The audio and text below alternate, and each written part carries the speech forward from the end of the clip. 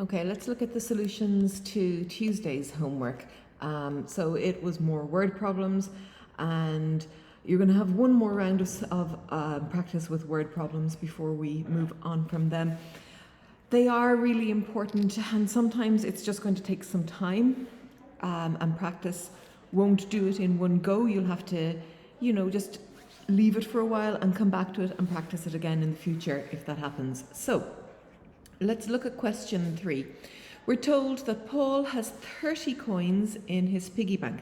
So let's write that down first of all. The total is 30 coins. Some of these coins are 50 cent. So 50 cent coins are one type, and the others are €2. So he only has €2 coins and 50 cent coins. The total amount in the piggy bank, and I'm actually going to write it like this, the total value in his piggy bank is €33. And they're stepping us through this. They're saying let X be the number of 50 cent coins and Y be the number of €2 coins. So this was the first type of simultaneous equation word problem that we did before. We've total number and total value. So our first equation is the total number. And I've told you before that X plus Y will always add up to the total number. That's my total number equation. And then my total value equation is the value. Now we need to be careful here, because what is 50 cent and what is €2? They're in different units. So if we want to work in units, in the same units, we might have to change our €2 to 200 cent. And then we can say that we have the value of the 50 cent coin plus the value of the €2 coin will give me my total value, and I need to write this in cent as well. That is 3,300 cent for my total value. I could have done a 0.5 here instead, and I will get the same answer. So just to be aware here, so it's fine if you change them all to cent or if you change them all to euro. Now I have my two simultaneous equations and I need to solve them. And it may seem like it would make a difference that I get a different answer if I did these as 0.5, but I won't. The whole equation has been multiplied by 100. That's what's happened there. And in fact, you could even simplify this equation further by dividing everything by 10 if you wanted to, but it doesn't matter. We'll just leave it like this. This is most likely the way people will have done this. So I'm going to cancel x. I'm going to cancel x, and the way that I'll do that is I'll do equation 1, and then I will multiply it by 50, and then I will subtract equation 2. So that's the adjustment that I'm going to make to my two equations.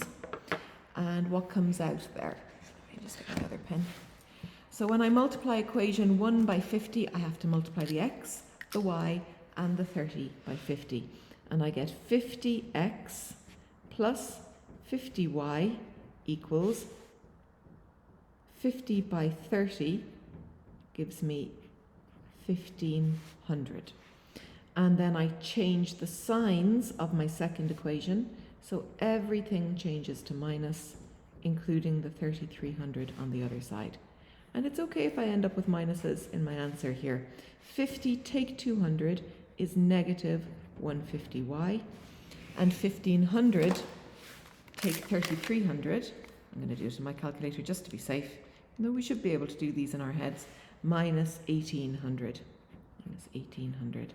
And then I divide across by negative 150, and a minus divided by a minus is a plus. So y is 12. I have 12 €2 coins. And then I sub back into equation 1 is the easiest. So x plus 12 is equal to 30. So x is equal to 30 minus 12, which is 18. So x is equal to 18. Now you should get full marks for that, but let's make sure that we have a nice neat answer and write it properly. So we have 18 50-cent coins and 12 €2 coins. So there's our answer. Now, write an equation in terms of x and y, which shows that the total number of coins is 30. We've done that. Write an equation in terms of x and y, which shows the total value of the 50-cent and €2 coins is €33. We've done that. Solve these equations to find out how many coins of each type Paul has. So I went ahead and did that without breaking it into steps A, B, and C. But this was step A, this was step B, and this was step C when we solved it. Okay, so let me know if you have any questions about question 3. Hopefully that was accessible enough. That's our total value, total number, total value type of question. Question 4 then. We're told that there are 70 animals on a farm, so the total number of animals is 70. And all of them are either ducks or sheep. Ducks or sheeps. Sheep. Ducks or sheep. And the total number of legs, the total legs on the farm, is going to be 232 legs. Well, we know that ducks have 2 legs, and we know that sheep have 4 legs, unless something's gone badly wrong for any of them. And they've asked us to use x to represent the number of ducks and y to represent the number of sheep. And this is going to work exactly the same. So the value here is the number of legs. I will break it down into steps A, B, and C. Write an equation in terms of x and y, which shows the total number of animals on the farm is equal to 70. So all of the ducks added to all of the sheep will give us 70. And that's our equation 1. Part B asked us to write an equation to show the total number of legs of all the animals. So the legs on the ducks are 2 times the number of ducks. The legs on the sheep are 4 times the number of sheep. And that will give us a total of 232. And that is our second equation. Right, so then we decide we must solve this equation. That's part C. Decide which one we're going to cancel. It doesn't matter. So we're going to cancel x, and we'll do it by multiplying equation 1 by 2 and then subtracting equation 2 to change the signs. So equation 1 becomes 2x plus 2y equals 140. Equation 2 becomes minus 2x minus 4y equals minus 232.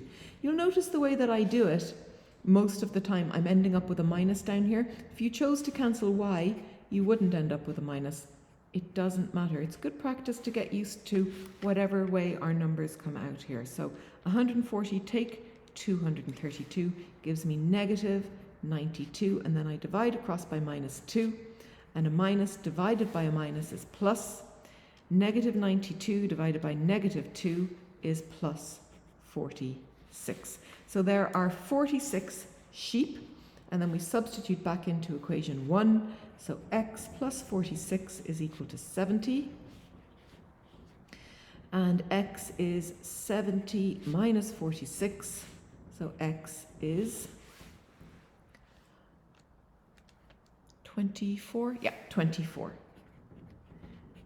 So we should get full marks for writing it down like that, but let's make it nice and neat.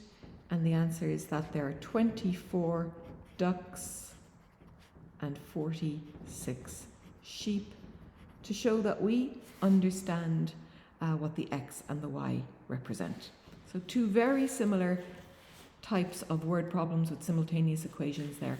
Guys, I just want you to maybe really mark those questions, because that's a popular style of question to be asked with word problems and simultaneous equations. So those 2 would be very important for you to have in your notes when you're revising this. Okay, thank you very much.